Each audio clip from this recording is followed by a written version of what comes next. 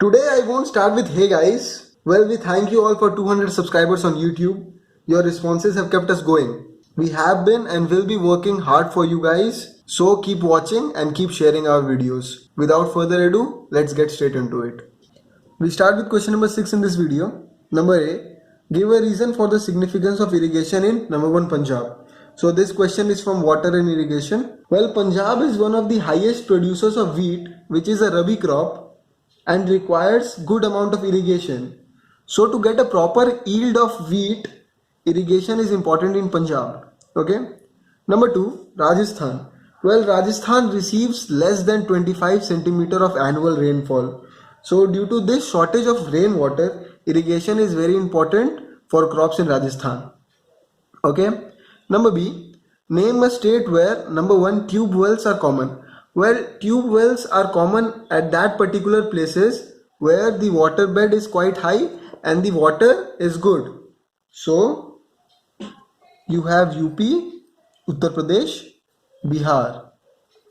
The water bed is high and the quality of groundwater is also good. Number 2, tank irrigation is popular. So basically tank irrigation is popular in southern India. The states are Andhra Pradesh and Tamil Nadu. Okay, question number C now. Give one geographical reason for each of the following. Okay, we have to give reasons.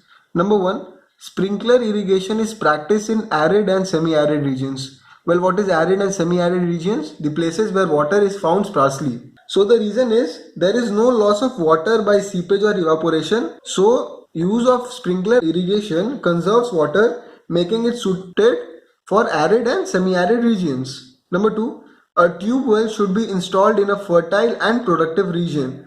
Okay, I told that thing over here that it is a similar thing. As tube wells provide good amount of water, fertile and productive regions can yield good amount of crops by this particular irrigation. Number 3, canal irrigation is more suitable in northern plains. Well, the rivers of northern plains are perennial, which means water is present throughout the year, which acts as a source of canals present there. That is why canals are more suited in northern plains. Okay, we move on to question number D now. Study the diagram below and answer the questions that follow. You see a diagram. Well, this is a ditto diagram from Goyal Brothers Prakashan book. So kudos to Goyal Brother Prakashan. Number 1, name the activity shown in diagram. It is very easy. Rainwater harvesting. In this particular case, you can write rooftop. Because you see rainwater is collected on this particular rooftop and it goes so on and so forth. Number 2, give 2 objectives of the activity named in D1. Well, that's very easy. You have been studying this since class 6, I guess. Well, it increases the availability of water during dry season. And number 2, it also improves the quality of groundwater as it decreases the salinity. Okay. We move on to question number 7 now. Mineral based industries. So the first question is, give the names of 4 important types of iron ore found in India. Well, that's very easy. I'll name them for you. Magnetite, highest quality. Second is hematite. Third is limonite. And fourth is siderite. In the decreasing order of their quality. Okay. Number B, name the following. Number 1, an offshore oil field in the Gulf of Cambay. Well, that's very easy. We have only one offshore oil field in India. That's Bombay High. Also called ONGC. Okay. Number 2, an oil refinery in Bihar. Barauni Oil Refinery.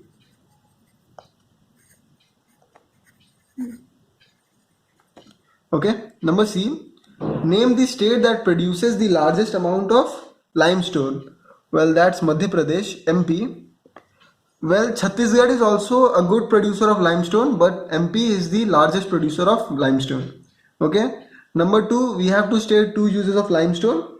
Well, it is firstly used in the production of cement, vastly used in the production of cement. And number 2, it is used in chemical industries for the production of soda ash, caustic soda, bleaching powder, and etc. Okay, we move on to D now. State an important industrial use of number 1, manganese. Well, manganese is used for the production of steel.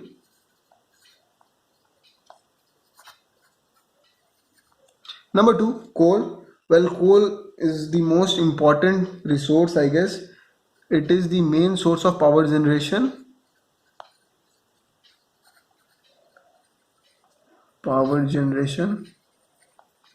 And number 3, aluminium. Aluminium is also very important. It is used in aircraft industries as it is very light. So this was your mineral based industries. Okay, we move on to question number 8 now. The questions relating to agriculture in India. Question number A is, what is mixed farming? Mention any one benefit of mixed farming. Well, mixed farming is nothing but it is a type of farming in which cultivation of crops and rearing of livestock is done simultaneously. So it is highly beneficial, and this is done in places where people or farmers are very wealthy, not in places in India. So benefits are, well, there are many benefits. I'll state one for you. Well, crop rotation is a common practice in this type of farming, so it keeps the soil fertile. Okay. Number B, give the geographical requirements for the cultivation of sugarcane.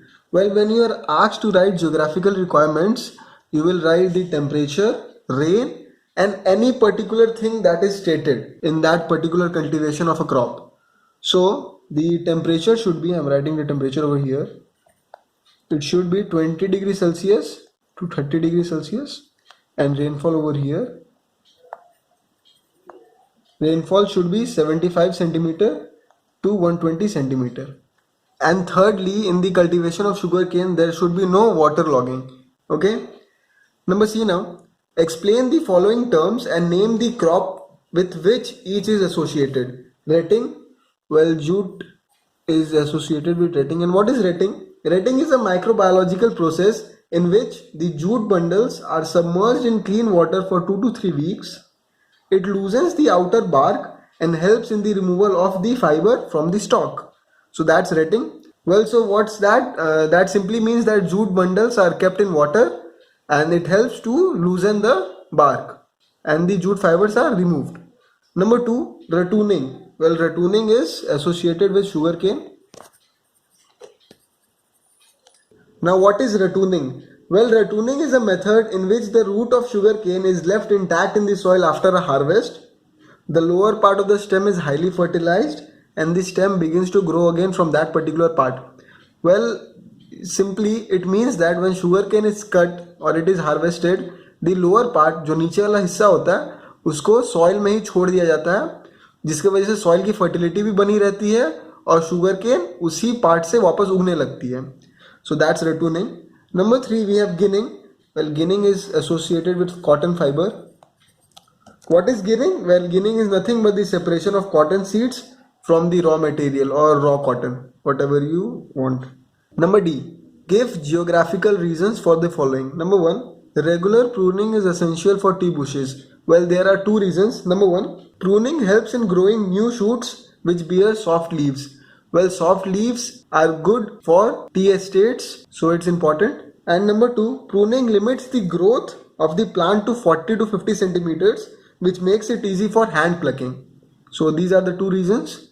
Number 2, coffee beans are roasted.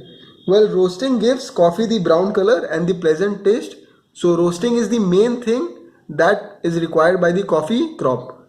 Number 3, millets are known as dry crops. Well, millets are grown in areas where rainfall is less than 100 centimeter annually, so they are called dry crops. So guys, this is the end of this video. The remaining 3 questions will come in the last video, so stay tuned. Until then, this is EduCeption signing off.